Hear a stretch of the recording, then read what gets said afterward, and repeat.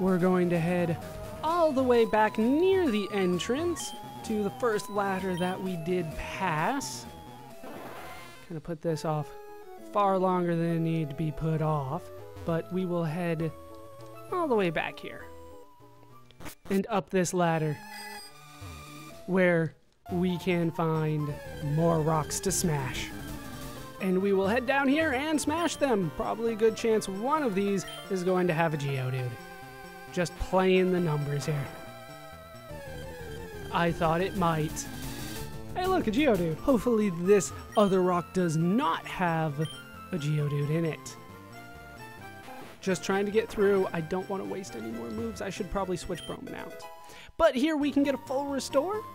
I will take it. Now, if you're playing Pokemon Yellow, I believe that you are required to go down a ladder on the eastern side here. If you do, back on the first floor, you will find a rock kind of jutting out all by itself. Inside, you can find a PP up. All right, let's head forward or backward. Either way, we're making progress.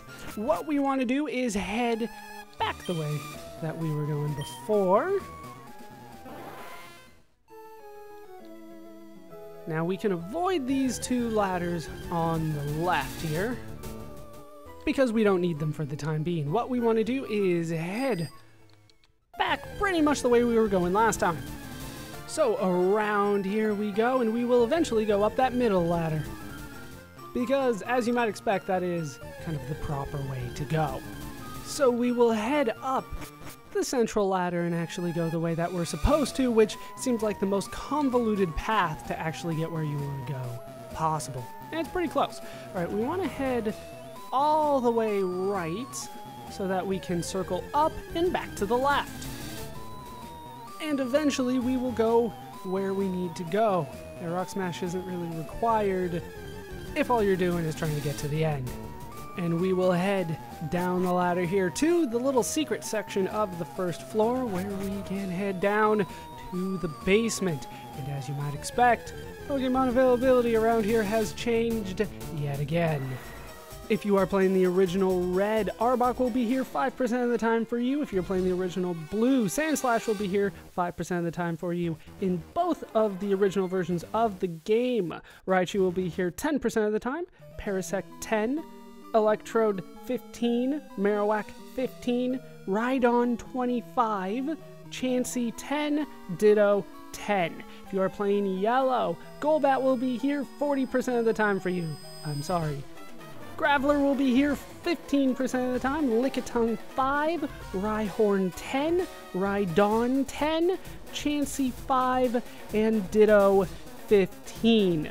Since we are playing the remakes, Kadabra will now show up 25% of the time, Ditto 25, Parasect 14, Golbat 11, Machoke 10, Magneton 10, Electrode 4, and Wobbuffet 1% of the time.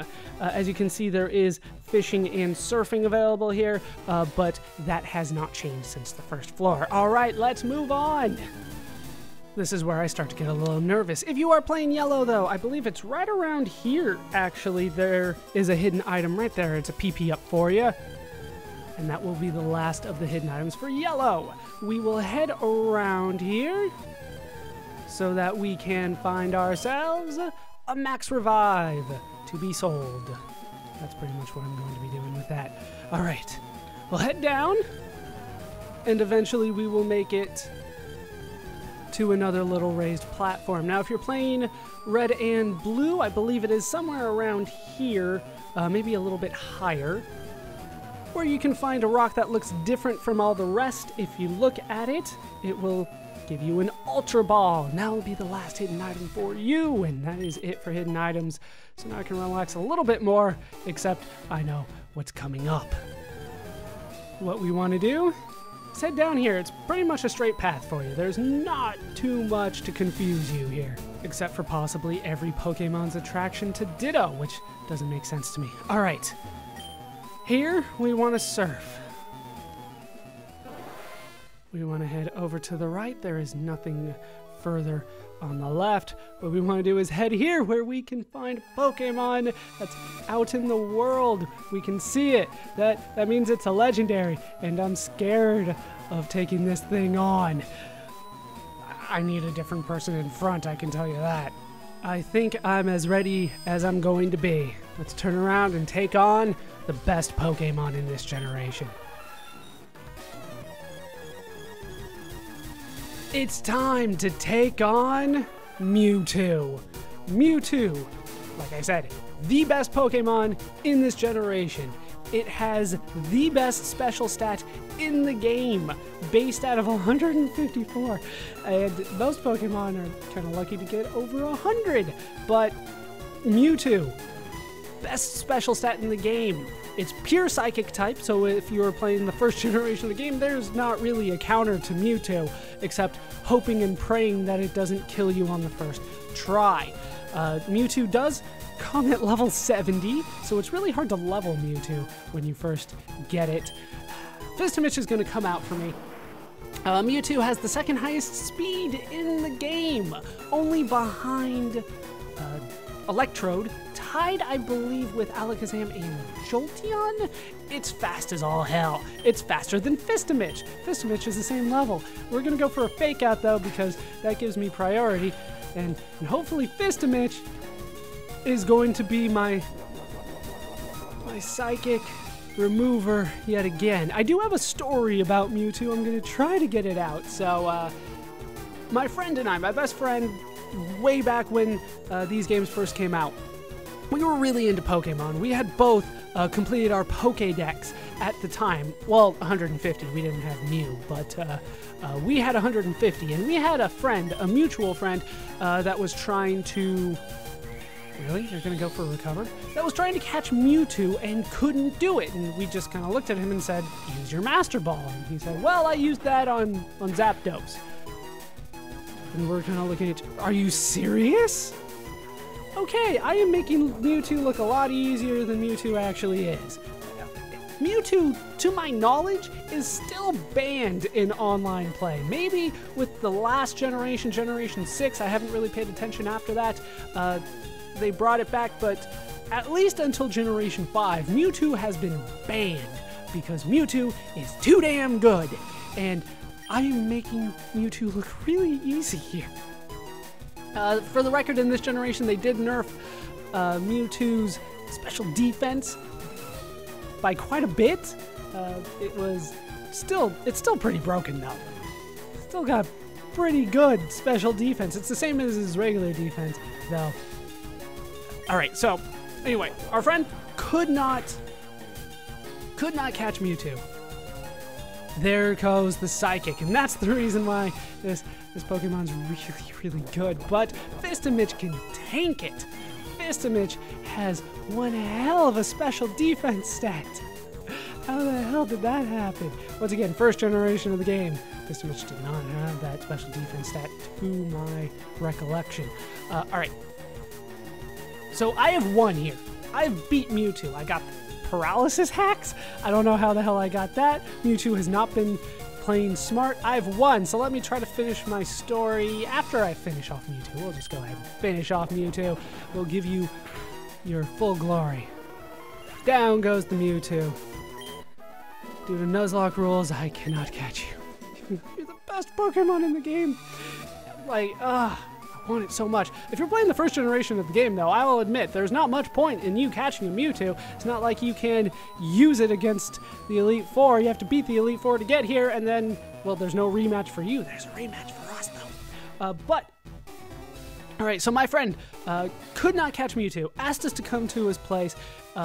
He wanted to meet us, like, on the street for some reason. I don't remember why. So we're across the street from an elementary school, which is where he lived, and we're trying to show him how to catch a Mewtwo. And he's already there. He has the save right in front of Mewtwo, and he's asking us for advice. And we go, well, all right, what do you have to put Mewtwo to sleep? Because that's the easiest way to do it. And he goes, oh, yeah, I got a Pokemon for that. And we're like, okay, put it in the league. So he puts it in the league, and then he battles Mewtwo. And we look over at him playing, and the Pokemon that he brought to put Mewtwo to sleep was Jigglypuff. A level 3 Jigglypuff. My friend and I are looking at each other thinking, I didn't even know you could catch a level 3 Jigglypuff. You didn't level it at all? No, he did not. So, we're thinking, all right, well, you're already in the battle. We'll let it, you know, go out, and then we'll try to repair it after that. What the hell's going on around here? Hold on. All right, that seems to have fixed it. Anyway, he throws the level 3 Jigglypuff out there up against a level 70 Mewtwo. Level 70 Mewtwo got the first move. It went for Psychic. It missed. To this day, I still don't know exactly how that happened. I've looked it up. Apparently, it's like a 1 out of 255 chance of a 100 accuracy move missing in that first generation of game. I think they fixed it, but for him it worked. It missed. Jigglypuff went for Sing. And it landed. And he put Mewtwo to sleep. He put out his damage dealer. I don't remember who the damage dealer was. And he got Mewtwo down to red in, I think, 2 hits. At this point, Mewtwo could wake up. He goes for the Ultra Ball. Mewtwo escapes. He goes for another Ultra Ball, and he catches it.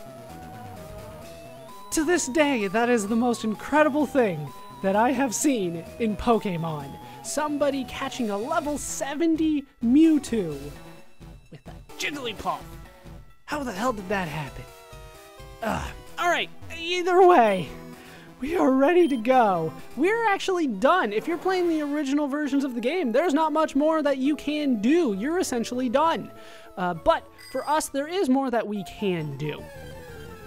So we're going to head back and try to do it. If you're playing the original versions, if you're not going for 100% Pokédex completion, like I said, you're done. But if you're playing the remakes, I'm just going to meet you where we can continue on. Before we actually head where I do want to go, I did miss an item here in the rocket warehouse, so I'm going to go out of my way to get it. It's not all that difficult to get. It just involves going around pretty much the whole thing. And then here. And down here you will be able to find a very obvious item that I don't know how I missed. Here we can find a big pearl, so that will be sold, possibly, at some point. Don't know how I missed that one. There was another reason, though, that I did want to come back to the rocket warehouse here, and that is because of an Easter egg here that, unfortunately, I will not be able to show off. I'll go over why in a bit.